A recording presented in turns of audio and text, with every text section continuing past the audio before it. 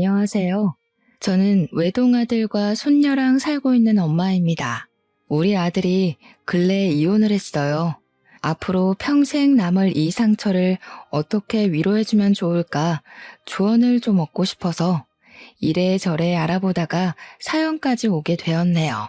저는 사별해서 남편을 잃었지만 영혼을 약속한 배우자와 갈등으로 인해 갈라져야 했다면 얼마나 상처가 크고 더 지옥 같을지 감히 가늠할 수가 없네요.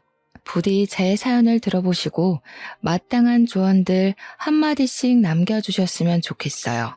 이제 새 출발하는 우리 아들이 청취자분들의 조언을 새겨듣고 자기 딸을 위해서라도 마음속에 남은 쓰레기를 얼른 던져버리길 바랄 뿐이네요. 너무나도 어여뻤던 저의 며느리 이야기를 좀 해볼게요. 아들이랑 며느리는 대학교 때 만나서 만남을 쭉 이어왔습니다. 서로의 관계에 모난 곳 없어서 결혼까지 하게 되었는데요. 둘이서 꽤 오래 만났기에 저는 며느리를 일찌감치 알고 있었어요. 아들이 워낙 며느리를 자랑하기도 했지만 며느리가 아들 따라서 몇 번씩 저희 집 앞을 왔을 때 저랑 마주쳤었거든요. 처음 마주쳤을 땐 너무 희고 고운 처자가 우리 집 앞에서 우리 집을 쳐다보고 있길래 어디 교회에서 홍보 오러 온 전도사 아가씨쯤 되는 사람인 줄 알았어요. 제가 누구냐고 물어보니까 저를 반기는 얼굴이 아주 환하고 친절했거든요. 그런데 나중에 아들이 뒤늦게 나타나서 며느리를 소개해주는 덕에 아들과 만나고 있는 짝이라는 걸 알았습니다. 그게 며느리와의 첫 대면이었죠. 며느리 인상은 막 화려한 편은 아니었어요. 굳이 이미지로 비유를 하자면 제가 어디 기독교 처자로 착각했을 만큼 전도사나 수녀 인상 같은 느낌이 강했습니다. 선이 곱고 전체적으로 청순한 분위기였어요. 다 늙은 제가 봐도 예쁘장하니 눈길이 가는데 아들 눈에는 얼마나 좋아 죽을 만큼이겠습니까? 아들은 제게 며느리의 존재를 한번 들킨 이후론 더 과감하게 집으로 데려오기 시작했어요. 초반에 저는 애들을 위해서 자리를 비켜주고 애써 방에 들어가 나오질 않고 그랬습니다. 애들이 저를 불편해할 것 같기도 했지만 사실은 반대로 제가 며느리의 존재가 불편했기 때문도 있었죠. 그렇다고 아들에게 데려오지 말라고 할 수도 없는 법이잖아요. 제가 조금 불편하고 마는 게 나았어요. 그런데 사람 관계란 것이 참 신기해요. 낯선 사람이라도 얼굴 자주 보이고 마주보며 웃는 날이 늘어가면 정이 든다고 며느리와 알고 지낸 지 한 해 두 해가 넘어가자 더 이상 제가 자리를 피하지 않게 되더라고요. 저도 모르게 며느리에게 먼저 인사를 하기 시작했고 밥 한 끼라도 더 먹여서 보내려고 잔소리하기도 했어요. 그렇게 지내다 보니 저와 아들 그리고 며느리의 관계는 5년이 지난 어느덧 당연한 사이가 되어버렸습니다. 며느리는 당연하게 저를 어머님이라 불렀고 저는 며느리를 딸처럼 이름을 부르게 되었죠. 게다가 한두 해 지났을 땐 아들을 통해서 며느리를 챙겼던 걸 그 이후에는 며느리에게 직접 연락해 며느리만 집으로 불렀던 적도 많아졌습니다. 사실상 저희들은 애들 식만 안 올렸지 이미 한 식구나 다름없었어요. 애들이 결혼을 하게 된 건 자연스러운 순서나 마찬가지였습니다. 각자 일을 하느라 바빠서 자꾸 결혼을 미뤘던 거지 사실 언제 해도 상관없는 상태였어요. 결혼 자금은 당연히 각자 마련이 되어 있는 상태였고 결혼 허락은 더더욱 필요 없었고요. 그래서 그런가 애들이 더 마음 놓고 날짜 잡는 것에 그리 큰 신경을 안 두더라고요. 저도 애들 뜻 존중해서 나중에 여유 생길 때 결혼하면 되지 싶어 내버려 뒀습니다. 그래서 우리 애들이 식 언제 올렸냐면요. 더 이상 미룰 수 없는 시기가 와버렸을 때였어요. 며느리가 임신을 했거든요. 임신 사실을 알고 나서부터는 결혼식이 속전속결로 이루어졌습니다. 저까지 덩달아 바빠져서 그 시기에는 한참 정신이 없었네요. 그래도 마음만큼은 편했습니다. 애들이 언제 결혼하든 그건 애들 마음이니 상관없다 했지만 저도 모르게 애들이 얼른 가정을 꾸려 안정적인 미래를 가꿔가길 바랬나 봐요. 법률상 가족이 되니까 몰랐던 불안감까지 다 해소되어 버리더라고요. 특히 며느리가 우리 집 며느리로 들어와 준 것이 가장 만족스러웠어요. 제일 안심한 일이기도 했고요. 우리 며느리는 다시 말하지만 행동거지가 참 참했고 주위 사람들도 1등 며느리감이라 칭찬했을 만큼 야무진 사람이거든요. 공부 잘하지, 일 잘하지, 예의 바르지, 또 자기 관리 아주 투철하지. 우리 아들 또한 어디 내놔도 부끄럽지 않을 정도로 자랑스러운 자식인데 우리 아들 다음으로 자랑스러운 자식이 또 있다면 그게 바로 며느리가 아닌가 생각했을 만큼 저 그때 며느리에게 아주 흠뻑 취해 있었습니다. 아무튼 드디어 허물뿐만이 진정한 부부가 둘은 결혼하고서 저와 합가하기를 원했어요. 그 소리를 듣고 좀 놀랐습니다. 저는 당연히 둘이 분가하길 원했거든요. 젊은 애들이 가정을 꾸렸으면 자기들만의 방식으로 살아야 되는데 제가 있으면 방해만 될 거 아닙니까? 또 저는 과거에 시모의 존재가 곁에 있는 것만으로도 부담스러웠거든요. 저는 제가 좋아하는 며느리에게 그런 작은 부담도 주고 싶지가 않았어요. 그래서 합가는 절대 염두도 안 두고 있었습니다. 근데 아들이랑 며느리가 동시에 찾아와선 저더러 같이 이사하자는 거 아니겠어요? 이미 집을 구했다면서 말이죠. 됐다니까 그러네. 괜히 예쁜 신혼 분위기 우중충하게 죽일 일 있나. 나 혼자 남을 거 신경 쓰여서 그러는 거면 걱정 마. 내가 한두 살 애도 아니고 혼자서도 어련히 잘하지. 어머님 혼자서 잘하시는 거 알죠? 그럼 이런 이유는 어떠세요? 제가 집안일을 아직 못 배워서 서툴거든요. 어머님께서 한동안 같이 지내시면서 좀 가르쳐 주시면 안 될까요? 저 뱃속에 아이도 있는데 집안일까지 감당 안 되면 힘들 것 같아서요. 제가 결국 합가를 허락하게 된 이유가 바로 이것입니다. 며느리가 임신 중이란 사실을 망각했던 건 아니지만 며느리가 추후 집안일 신경 쓰느라 몸 관리를 못할 수도 있다는 사실은 깜빡해버렸어요. 생각보니까 애들이 맞벌이하기 때문에 아이를 출산하는 것과 상관없이 밥조차 제대로 못 챙겨 먹을 것 같더라고요. 곰곰이 고민해보니 분가하면서 세금을 이중으로 내며 서로 마이너스 영향만 받을 바엔 합가하는 쪽이 훨씬 긍정적 영향이 많다는 걸 깨달았습니다. 그래서 저는 아들과 며느리의 제안을 받아들였고 애들 신혼집으로 이사를 가게 되었죠. 민폐가 되지 않겠다고 다시 한번 마음 다잡으면서 어쩌면 잘된 일이라고도 생각했어요. 요즘 젊은 사람들 여자고 남자고 다 일하니까 집안일에 능통하지 못한 거 당연하잖아요. 저 같은 옛날 여자들이야 집안일에 도가 텄죠. 주부구단이란 말은 저 때나 있는 말이기도 하고요. 또 며느리가 건강하게 순산을 하려면 제가 이리저리 챙길 것이 많을 것 같았어요. 사돈댁은 지방이라 너무 멀어서 한 달에 한 번 오는 것도 버겁거든요. 딸을 둔 엄마 입장에서 임신한 딸이 얼마나 걱정되겠습니까? 저라도 대신 며느리 챙기면서 사부인 마음 놓게 해야죠. 며느리는 일 인계할 사람 구해지고 난 후에 휴직계를 냈습니다. 그리곤 저랑 둘이 집에서 시간을 많이 보냈어요. 저는 며느리를 위해서 늘 산모에게 좋은 음식이나 약, 운동 등을 강구하기도 했어요. 며느리는 며느리로서 저를 잘 따라주었습니다. 저희는 아들 없이 함께 보내는 시간에도 갈등 한 번이 없었어요. 마음 잘 맞는 며느리를 만나면 이렇게 잘 지낼 수 있다는 걸 우리 며느리를 통해서 알았네요.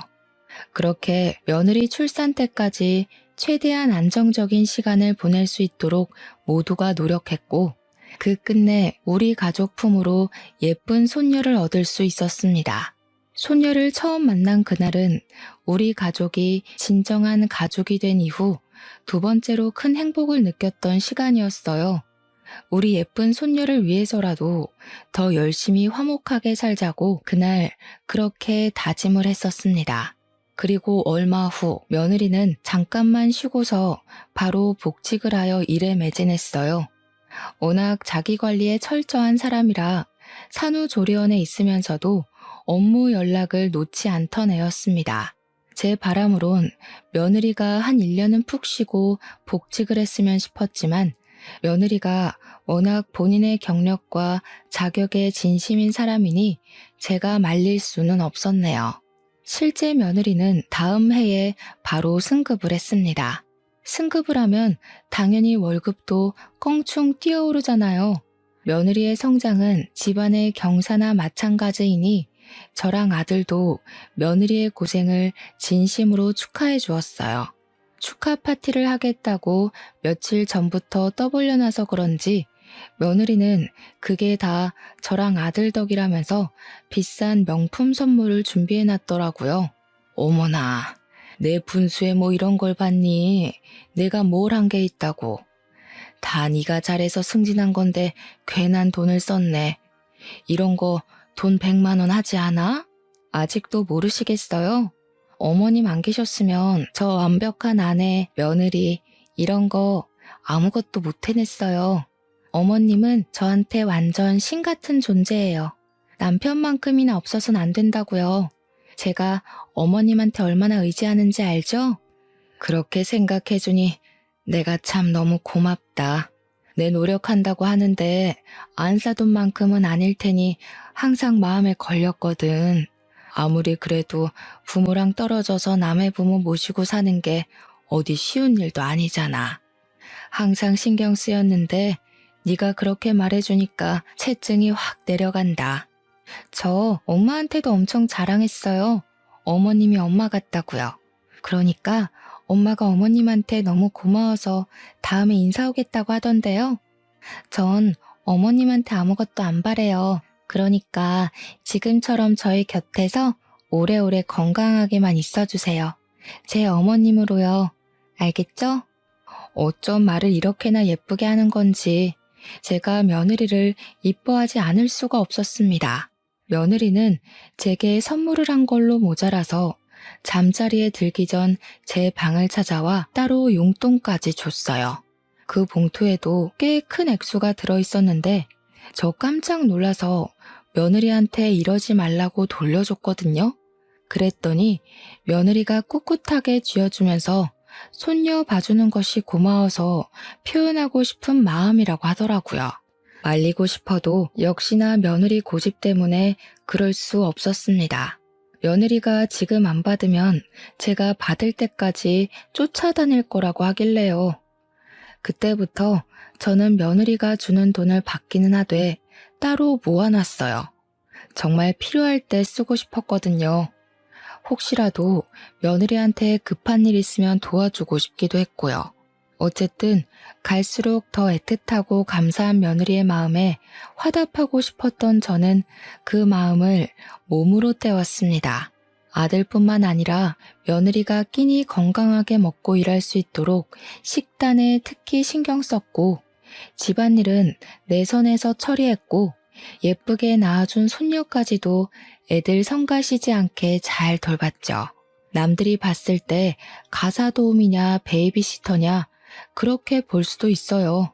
저는 우리 아들과 며느리가 저로 인해 편하게 일 보고 다닐 수 있으면 그것이 제가 할 수 있는 일의 최선의 일이라고 생각했습니다.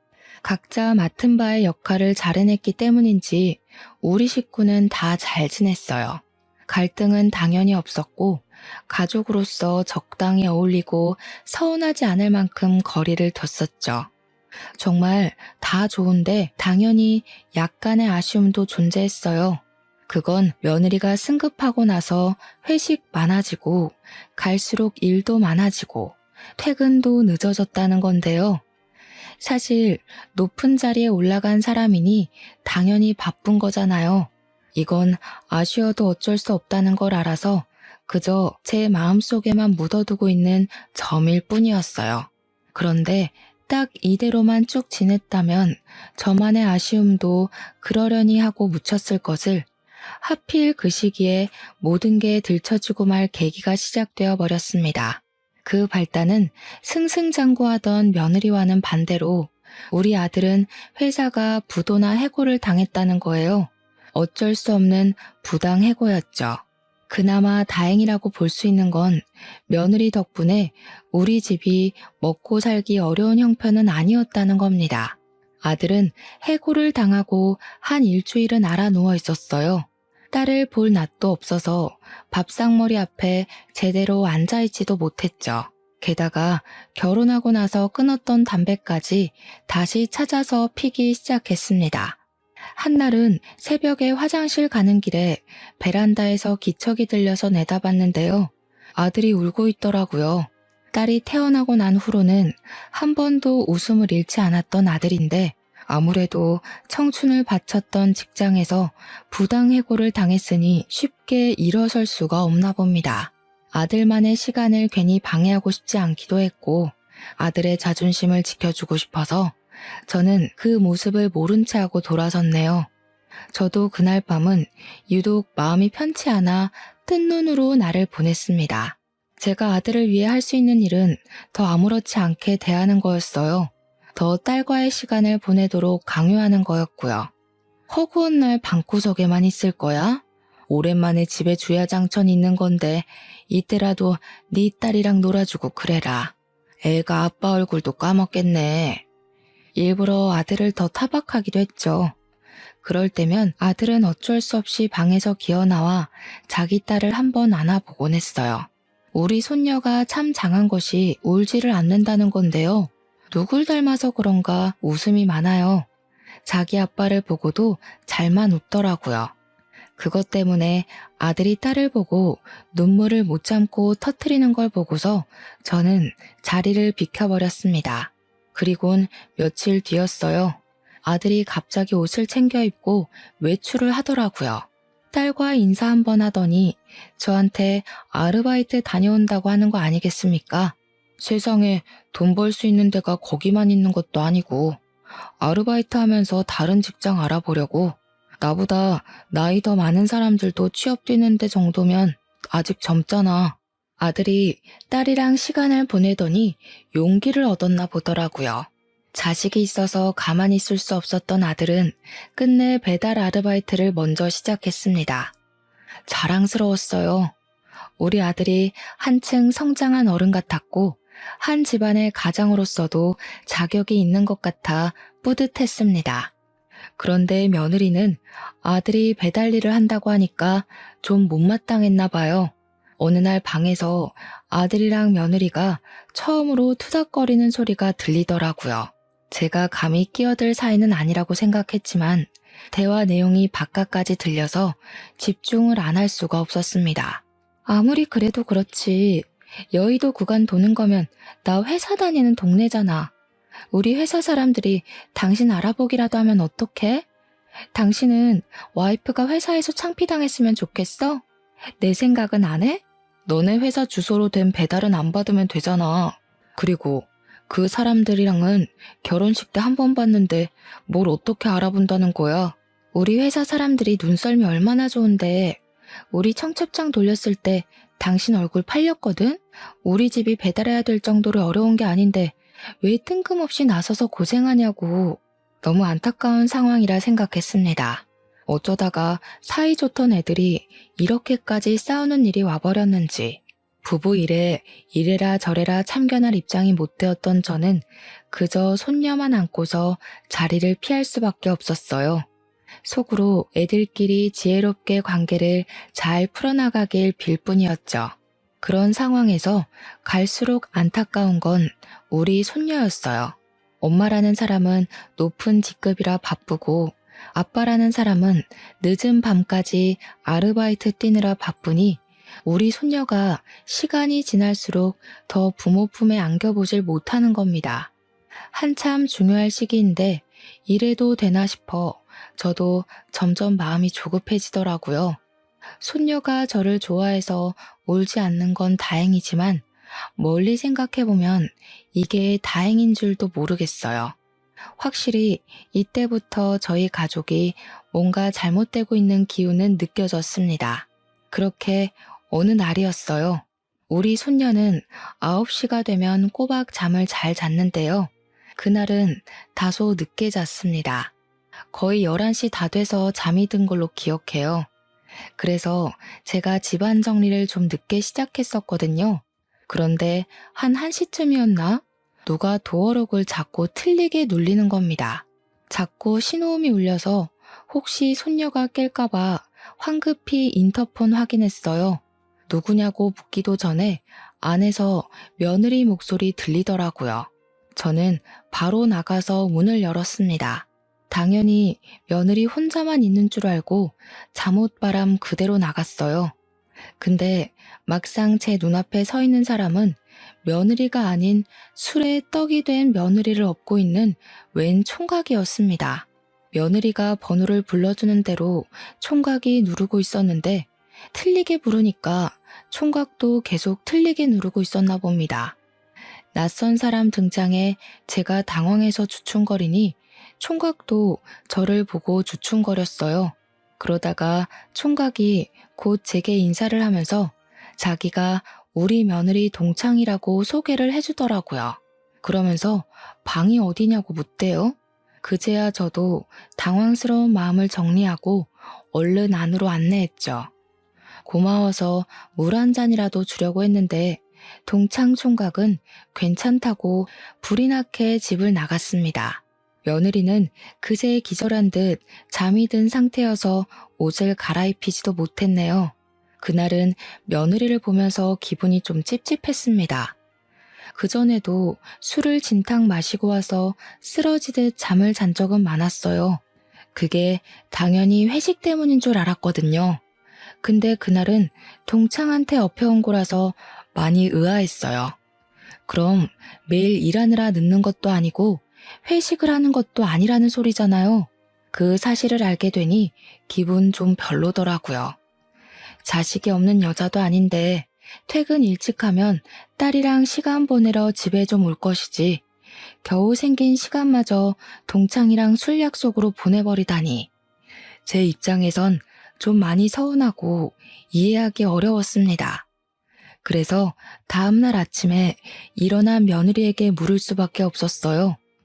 며느리는 어제 입은 옷 그대로 얼굴 정리도 안 하고 나와서는 물을 마시더라고요. 거실에서 제가 손녀 밥을 먹이고 있었는데 그건 하나도 궁금하지 않는 태도였습니다. 그저 자기 배만 문지르면서 국 하나만 끓여주면 안 되냐고 저한테 부탁하더군요. 무슨 술을 그렇게 먹었니? 듣자 하니 동창이랑 만나서 술 한잔 한 것 같던데. 그날은 일이 일찍 끝났던 거야? 그럼 다른 약속 잡지 말고 집에 오지 그랬어. 아, 어머님 들으셨구나. 일이 일찍 끝났다기보단 동창이 저희 회사랑 계약한 하청업체 직원으로 있더라고요. 반가워서 따로 만났어요. 앞으로 잘 부탁한다고 인사도 할 겸요. 그러니? 일 얘기했다면 뭐라고 못하겠다만 아무리 그래도 그렇지. 애엄마인데 술이 떡이 돼서 외간 남자한테 업혀오는 건 좀 아니지 않나 싶다. 그러다 무슨 일 생기면 어쩌려고 그래. 아이 엄마가 조신하지 못하게. 어머, 제가 그랬나요? 죄송해요. 한 번도 그런 적은 없었는데. 오랜만에 동창 만나서 저도 모르게 너무 애처럼 굴었나 봐요. 정말 죄송합니다. 며느리는 당황하면서 제 앞에서 고개를 숙였습니다. 자신의 실수를 전혀 기억 못하는 얼굴이었어요. 아무것도 모르는 애한테 제가 뭐라고 더 얘기를 하겠습니까? 앞으로 조심하고 술 좀 조절해서 마시라고만 한 뒤 얘기를 마무리했습니다. 그러나 사람은 고쳐먹는 거 아니라고. 아니 땐 굴뚝에 연기가 나겠습니까? 그날 며느리의 아슬아슬했던 실수가 가정 불화의 시작에 불과했다는 걸 진작 알지 못해서 화를 피하지 못했는데요. 며느리에게 진심 어린 사과를 받고 나서 며칠 후의 일이었어요. 며느리 전화로 며느리 차에 라이트가 켜져 있다는 전화가 온 겁니다. 그날도 며느리는 술에 떡이 돼서 집에 왔고 늘 그랬던 것처럼 기절해 있었어요. 그래서 제가 며느리 전화를 대신 받아서 며느리 차 키를 들고 손녀까지 업고서 내려갔죠. 며느리 차에 올라타 라이트를 끈 뒤 바로 내리려고 했습니다. 그런데 그때였어요. 어디서 자꾸 메신저 알림 소리가 울리더라고요. 무시하고 내리기엔 계속해서 울리는 것이 끈질기게 제 발목을 붙잡았어요. 대체 뭔가 싶어서 차 주변을 둘러봤습니다. 그러다 조수석 바닥에서 웬 휴대폰이 엎어져 있는 걸 발견했죠. 그건 당연히 집에 퍼질러져 있는 며느리 휴대폰은 아닐 거라 생각했어요. 배달가 있는 우리 아들 것도 아니라고 생각했고요. 그렇다면 이 휴대폰의 주인은 며느리 지인의 것인가? 그런 생각을 하면서 돌려봤습니다. 그때 메신저가 한 번 더 날라왔는데요. 배경 화면이 번쩍하고 빛나더라고요. 그 순간 며느리와 낯선 남자가 다정하게 어울려 있는 모습이 큼지막한 사진으로 나타났습니다. 저 그걸 보고 너무 놀랐어요. 혹시 사람을 잘못 봤나 싶어서 몇 번이나 여자 인물을 들여다봤지만 분명 제가 아는 며느리가 맞더군요. 심장이 철렁 내려앉았어요. 대체 이게 뭔가 싶어서 당장 휴대폰을 열어봤습니다. 다행히 비밀번호가 없어서 열어보는 게 가능하더라고요. 그리고 그곳에서 저는 그동안 몰랐던 며느리의 실체를 알게 되었어요. 일단 제가 발견한 그 휴대폰은 며느리의 것이 맞았고 며느리의 숨겨진 다른 휴대폰인 듯 했습니다. 휴대폰에 담긴 정보 안에서는 평소 수녀 같기만 하던 참한 며느리의 이미지가 아닌 180도 반대되는 낯선 여자의 모습들이 가득했어요. 며느리가 우리에게 숨겨왔던 불륜의 취향, 불륜의 현장이 무궁무진하게 펼쳐져 있었습니다. 그리고 대화방에는 무슨 차장님, 부장님, 후배님 등등 직위 이름으로 채팅창이 나뉘어 있었어요. 왜 이런 불륜 가득한 휴대폰에 며느리 회사 사람들이 담겨있나 싶어서 눌러봤거든요. 불편해서 칭얼거리는 손녀까지 살살 달래가며 그 자리에서 다 읽어봤는데요. 저 정말 정신 나갈 뻔했습니다. 며느리가 출산하고 나서 승급한 이유가 여기에 있었더라고요. 며느리는 개인 업무 능력으로 승진을 한 것이 아니라 부장님, 차장님 등등 직위 높은 사람들에게 몸을 쓰면서 개인적인 흑심을 산 거였어요. 그걸로 모자라 며느리는 자기보다 후배인 직원들과도 아주 바쁘게 바람을 폈는데 젊은 남자들과는 한 자리 얻기 위해서라기보단 그냥 애인으로 지냈더군요. 그러니까 며느리는 나이 많은 남자를 통해 자기 미래를 보장받으려 했던 거고 어린 남자를 통해선 대접받고 싶은 욕구를 채운 거였어요. 아마 가정에 대한 욕심이나 심리적인 안정감도 놓치지 않고 싶어서 결혼을 했던 게 아닌가 싶어요.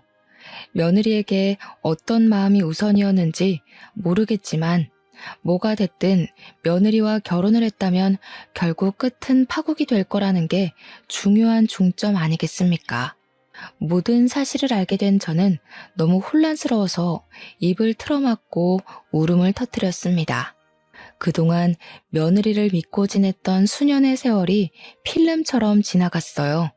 단 한순간도 며느리에게 진심이 아니었던 마음이 없습니다. 딸이 아니지만 딸처럼 아꼈고 엄마가 되어주고 싶었던 마음도 다 진심이었거든요. 제 아들이 며느리를 속상하게 안 했으면 좋겠기에 아들 앞에서 며느리 편을 들어준 적도 덜어 있었습니다. 며느리 같은 며느리는 그 어디에도 없을 거라 단언했어요. 며느리를 볼 때마다 하늘에서 떨어진 천사라고 비유하며 이웃들에게 자랑했어요. 그런데 불륜이라뇨. 그 착한 아이가 가정 파탄의 주범이라뇨. 한 놈도 아니고 제 눈으로 확인한 놈들만 해도 무려 5놈이나 됩니다. 며느리에게 상간남이 있다는 것도 충격인데 한 번에 발견된 놈이 5명이나 될 때 다들 기분이 어떠시겠어요? 제 아들은 지금 제 새끼랑 마누라한테 부끄러운 남편, 아빠 안 되려고 밤낮으로 뛰고 있단 말입니다. 자기 남편이 배달 아르바이트 하면서 가정을 위해 최선을 다하고 있는 줄 알면 적어도 한눈 파는 일은 하지 말아야죠. 어떻게 가족 얼굴에 똥칠을 한답니까? 불쌍한 내 아들. 마누라가 밖에서 한눈 팔고 다니는 줄도 모르고 지금 누구를 위해서 자기 몸 부서져라 일을 하고 있는 건지 눈물이 나다 못해 화가 났던 저는 일단 이 불순한 휴대폰을 숨겨서 집에 들고 올라갔습니다. 며느리는 여전히 술에 찌들려서 자고 있더라고요. 그 모습이 꼴보기 싫어 베개를 들고 얼굴을 한 대 내리쳤어요. 이 천벌 받을 것. 내 손녀 절대 너한테 안 보낸다. 내가 지옥 불구덩이에 떨어지는 한이 있더라도 니년 다 망가지는 꼴 꼭 만들 거야. 감히 우리 아들이랑 우리 손녀 얼굴에 먹칠한 거 가만 안 둘 거다. 그대로 며느리한테 베개 던져주고 방을 나왔습니다. 술에 취해서 아무것도 모르는 걸 알기 때문에 과감하게 저질렀던 행동이죠. 예상대로 며느리는 아무것도 모르고 아무 일도 없었다는 듯 고상한 척하며 출근을 했습니다. 저는 평소처럼 며느리의 식사를 챙겨줬어요. 일단 이 사실을 어떻게 해야 할지 몰라서 티를 내지 않기로 했거든요. 아들한테 말을 하고 싶은데 혹시라도 아들이 이 사실 알고 상처받아서 나쁜 선택이라도 할까봐 이걸 밝히는 게 맞는지 아닌지 고민이 되더라고요. 한참 생각하다가 결국 결정한 것이 전문가의 도움을 빌리는 게 좋겠다는 거였는데요. 저 여태 며느리가 줬던 용돈 안 쓰고 모으고 있었거든요. 그걸로 며느리를 위해서 나중에 쓰려고 했잖아요. 아무래도 변호사를 선임해야겠다는 생각이 들더라고요. 저는 바로 변호사 사무실을 알아봤고 제법 유능한 사람으로 구해서 찾아갔습니다. 제가 갖고 있는 증거물 제출했어요. 무려 5명이나 되는 며느리의 상간남 존재에 변호사도 놀라더라고요. 변호사 말이 사실 이 정도면 굳이 몰래 소송하지 않더라도 며느리가 맞고소할 수 없다고 확언하는 겁니다. 전문가 말을 들으니까 너무 안심이 되었어요. 그제야 저는 용기 내어 아들에게 알리기로 했습니다. 엄마는 아들 선택에 맡길 거야. 그런데 아들, 네가 딸 생각한다고 이혼을 보류하는 결정은 안 했으면 좋겠어. 아이한테 엄마가 필요한 건 맞지만 사실 그런 엄마는 필요 없는 데다가 걘 한 번도 우리 손녀한테 엄마 노릇을 해준 적이 없어. 아들이 제 조언을 제대로 들었는지 모르겠지만 아들은 며느리 불륜 사실에 상당히 괴로워했습니다. 자신이 부당해고를 당했을 때보다 훨씬 더 말이죠. 다행히도 제가 부탁하고 사정하는 탓에 아들이 며느리한테 불륜 사실을 아는 채는 안 했어요. 그저 며느리 얼굴을 제대로 못 보거나 말 섞는 걸 자제했을 뿐이었습니다. 아들의 이혼 고민이 늘어갈수록 아들의 차가운 반응도 늘어가니 그에 따른 며느리의 불만 또한 같이 생길 수밖에 없었는데요. 하루는 며느리가 출근 전 제 곁에 와서 아들 흉을 보며 툴툴거리더라고요. 아무래도 취업이 잘 안 돼서 더 까칠해진 것 같죠? 그냥 집에서 쉬라고 해도 하여간 말을 안 들어요. 대체 누구 고집을 닮은 건지. 어머님이 나중에 다시 한번 말 좀 해주세요. 오토바이 그거 위험하기도 하잖아요. 창피해서 그런 거 아니고. 됐다. 취업이 안 되면 예민해질 수도 있지. 가족이라도 이해해줘야지. 안 그럼 어디 마음 기댈 곳 있겠어? 가족이라면 그런 의리는 있어야 되는 거 아니니. 저도 모르게 그날 난생 처음으로 며느리에게 퉁명스러운 말씨와 대답이 나가버렸어요. 며느리는 한결같았는데 제가 달라져 버린 거죠. 그냥 며느리 실체를 알아버리니까 감히 가족 내다버린 년 입에서 우리 아들 욕이 나오는 게 듣기 싫더라고요. 며느리도 제 기분이 안 좋은 게 느껴졌는지 당황하면서 어색하게 웃었어요. 제 눈치를 보더니 그 순간만큼은 더 순한 양처럼 행동하다가 출근했습니다. 그리고 그날 저녁이었어요. 적어도 아들이 한 달 정도는 생각할 시간을 가질 줄 알았는데 아들이 며느리의 실체가 담긴 폰을 들고 제 방으로 오더니 직접 소송장 준비하겠다고 하더라고요. 제가 휴대폰을 아들에게 줬거든요. 며느리를 용서해 줄 거면 네 손으로 직접 증거물 없애라고 말이죠. 그랬더니 아들이 도무지 며느리의 이중 생활을 눈 감아줄 수가 없었나 봐요. 저는 아들의 결정에 얼마나 가슴을 쓸어내렸는지 모릅니다. 안아서 장난감 물고 있는 손녀를 안으며 제대로 큰 결심을 했어요. 그리곤 바로 아들한테서 며느리 폰을 받아서 며느리 폰에 저장된 불륜남들에게 다 연락을 돌렸습니다. 후배 직원 한 명 말고는 나머지 4명은 유부남이더라고요. 그래서 더 쉬웠어요. 그들에게 가정이랑 직장에다 불륜 사실을 소문내겠다고 하니까 고민도 안 하고 당장 며느리를 손절하겠다면서 벌벌 떨대요. 가정 깨지는 게 무서우면 부정행위를 저지르지 말았어야 하는 거 아닙니까? 정말 며느리나 상간남들이나 한심하기 짝이 없더군요. 어쨌든 저는 상간남들에게 개인적으로 부탁했습니다. 며느리랑 그 후배 직원 둘만 싸잡아서 불륜 커플로 사내에 소문을 퍼뜨려 주라고 내가 보내주는 사진까지 첨부해서 말이죠. 그랬더니 가정이랑 자신들의 직위는 지키고 싶었던 4명의 상간남들이 손수 며느리와 그 후배 직원을 묶어 회사에 퍼뜨리기 시작했어요. 고위 직급이라 그런가 행동 빠르고 지시가 빨라서 회사에 소문 퍼지는 건 시간 문제더라고요. 며느리가 출근한 아침에 연락했는데 그 몇 시간 만에 난리가 난 것 같았습니다. 그 사실이 퍼지자 회사에 붙어 있을 수 없었는지 며느리가 결혼하고 정말 오랜만에 대낮에 집에 온 거 아니겠어요? 오늘 몸이 안 좋아서 좀 일찍 왔어요. 저 좀 쉴 테니까 저녁 때까지 깨우지 마세요. 몸이 아파서 왔다는 우스운 핑계를 대는 며느리 앞을 아들이 막아섰습니다. 그리곤 아들이 며느리 얼굴에다 소송장을 집어던졌죠. 아내라는 사람이 이렇게 유명한 사람인지도 모르고 내가 아주 입이 마르고 닳도록 자랑하고 다녔네. 언제까지 뻔뻔할 생각이야? 당신 제정신이야? 왜 얼굴에 던지고 그래? 이게 뭔데 그래? 며느리는 얼굴에 얻어맞은 소송장을 주워들더니 그걸 읽으면서 점차 표정이 굳어갔어요. 이혼 사유는 네가 제일 잘할 텐데. 이미 회사에 소문짝 퍼졌잖아. 변명할 여지가 없을걸? 오늘은 한 놈이랑만 퍼졌겠지만 다음 주는 2번째 놈도 터질 거야. 그리고 그 다음 주는 3번째를 터뜨릴 거고 그 다다음 주는 4번째를 터뜨릴 거지. 끝이 아니더라. 5번째까지 네가 오래오래 쓰레기로 기억되게 질질 끌면서 터뜨릴 거야. 이제 상황 파악되니? 아들의 도발에 며느리는 순식간에 사색이 되었습니다. 우리가 모든 걸 알고 있다는 생각은 못했었나 봐요. 자기의 실체가 들통나자 더 이상 발뺌 안 하곤 아들 앞에 바로 무릎을 꿇더군요. 갑자기 사죄까지 하기 시작했어요. 나 빨리 승진해서 우리 식구 잘 먹고 잘 살게 하려고 그랬던 거야.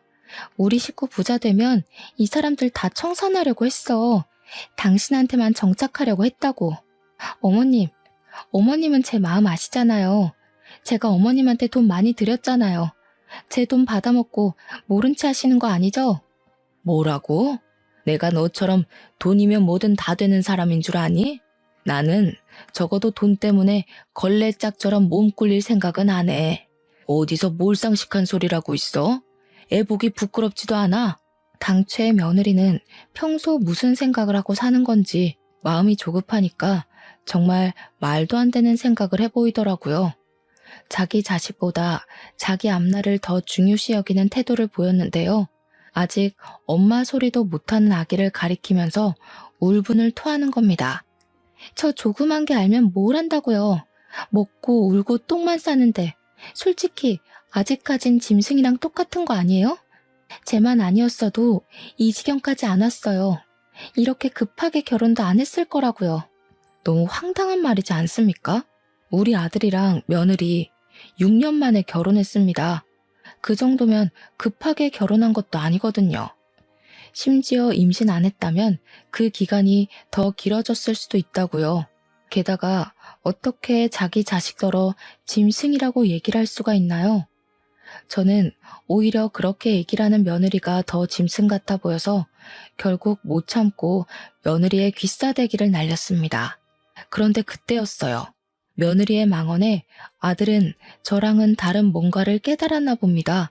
갑자기 며느리 멱살을 잡더니 충격받은 얼굴을 하는 거 아니겠습니까? 그리곤 아들이 내뱉는 말에 저도 입을 틀어막고 말았어요. 애 아니었으면 결혼 급하게 안 했을 거라는 게 무슨 말이야? 설마 혜율이 우리 딸 아니야? 아들이 콕 집어 얘기를 하자 며느리 표정이 세차게 흔들렸습니다. 그리곤 당황한 며느리가 뭔 개소리냐며 생전 우리 앞에서는 안 쓰던 은어까지 쓰기 시작했어요. 누가 봐도 며느리의 거짓말은 거짓말로 보일 정도였죠. 화가 난 아들은 며느리를 강제로 끌고서 현관으로 향했습니다.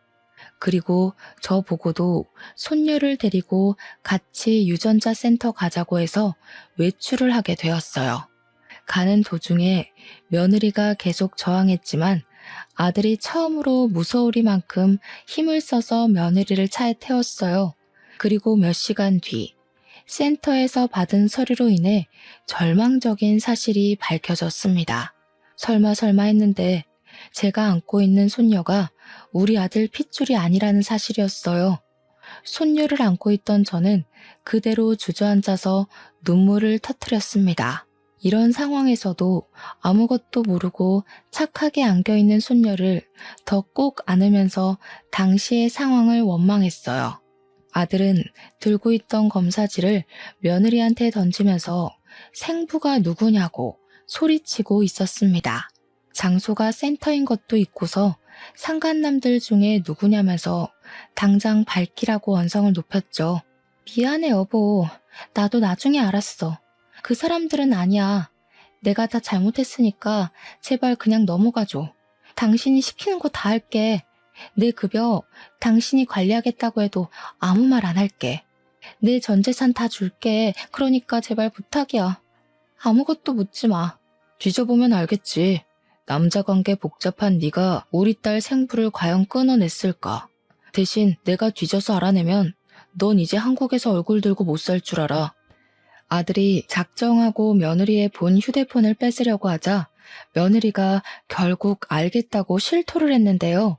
그 얘기를 듣고 제가 제일 크게 경악하고 말았어요. 듣다 보니 누군지 어렴풋이 알겠더라고요. 며느리 말이 손녀 생부는 자기 동창생이라고 했습니다. 그 말을 듣자마자 생각나는 사람이 있었어요. 바로 지난날 술 취해서 며느리를 업고 왔던 동창생이었죠. 그 총각이 우리 손녀의 생부였던 거예요. 며느리랑 그때 만난 이유가 일 때문이 아니라 손녀 때문이었던 겁니다. 게다가 임신하고 그 총각이 아닌 우리 아들이랑 결혼을 했던 건 우리 아들과 사귀던 중에 그 총각이랑 바람을 피웠는데 당시 그 총각은 전망이 없는 사람이었고 우리 아들이 더 미래가 탄탄했던지라 우리 아들 애인 척 속이고 결혼을 했던 거라네요. 여보, 미안해. 어머님, 제가 잘못했어요. 저 정말 이혼하기 싫어요. 다시는 바람 안 피울게요. 돈 때문에 그랬어요. 이제 돈 필요 없으니까 다 정리할게요. 제발 한 번만 봐주세요. 2번 실수하면 그때 이혼하면 되잖아요. 이미 지나버린 사실까지 알자 저는 또 한 번 세상이 무너지는 느낌을 받았습니다. 아마 아들이 가장 크게 상실했겠죠. 그 와중에 며느리는 계속 손이 발휘되도록 빌었어요. 하지만 그게 어디 용서로 될 일이겠습니까? 부부는 신뢰가 없으면 이미 끝난 관계잖아요. 그건 가족 관계도 마찬가지고 부모 자식 관계도 역시라고 생각합니다. 아들은 물론이거니와 저도 며느리에게 더 이상 신뢰가 없어요. 며느리와 함께 가야 할 이유가 없기 때문에 며느리의 용서를 받을 이유도 없었습니다. 아들은 끝내 며느리를 버렸고 이혼 소송을 진행했습니다. 그뿐만 아니라 손해배상 청구까지도 하게 되었죠. 그리고 무려 5명의 상간남에다 손녀의 생부까지 해서 총 6명의 상간남에게 상간자 소송을 진행했어요. 또 며느리에게 양육권 청구도 빠짐없이 요구했고요. 며느리는 우선 불륜 소문이 나자마자 회사에서 사직당했습니다. 소문이 좀 길게 퍼져서 그 뒤로도 같은 계열사 취직은 어려울 거예요. 게다가 그 4명의 유부남 집안에서 상간녀 소송까지 당하는 바람에 전 재산을 잃고 빚쟁이가 되었다고 들었거든요. 어디 일용직 아르바이트나 뛰지 않을까 싶습니다. 그런 여자 소식 더는 불경스러워서 관심 끊다 보니 여기까지만 알고 있고요. 일단 우리 아들은 다행히 취직에 성공했어요. 큰일 치르면서도 취업 준비를 손 놓지 않더니 결국 괜찮은 회사에 들어갔습니다. 이제 막 들어가서 적응하려면 시간이 많이 필요할 거예요. 그리고 우리 예쁜 손녀는요. 비록 우리 아들 핏줄은 아니지만 이미 쓰레기 부모한테는 못 보낼 만큼 정이 생겨버려 제가 데리고 살기로 했어요. 한 번도 제 손녀 아니라고 생각해 본 적 없었고 태어난 후로 제 품에 가장 많이 안겨 있었던 아이거든요. 이 예쁜 아이를 어떻게 떼어놓겠습니까? 우리 아들도 자기 성을 딴 손녀를 친자식으로 생각하고 있어요. 그래서 힘내고 새 출발하려는 거거든요. 이혼하면서 아마 아들이 가장 많이 힘들었을 텐데 쉬지도 못하고 뛰기만 하는 것 같아서 좀 많이 걱정됩니다. 아들이 워낙 내색하는 편이 아니라 제가 또 대놓고 위로도 못하겠어요. 속병이 나면 안 될 텐데 그렇게 저 혼자만 전전긍긍하고 있네요. 시간이 약이라지만 괜히 힘이 돼주는 말 한마디 해주고 싶어요. 혹시 부담스럽지 않은 조언이 있다면 한마디씩 알려주세요.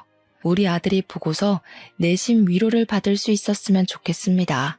아무쪼록 일이 잘 풀린 거라 생각하고 열심히 살아보도록 하겠습니다.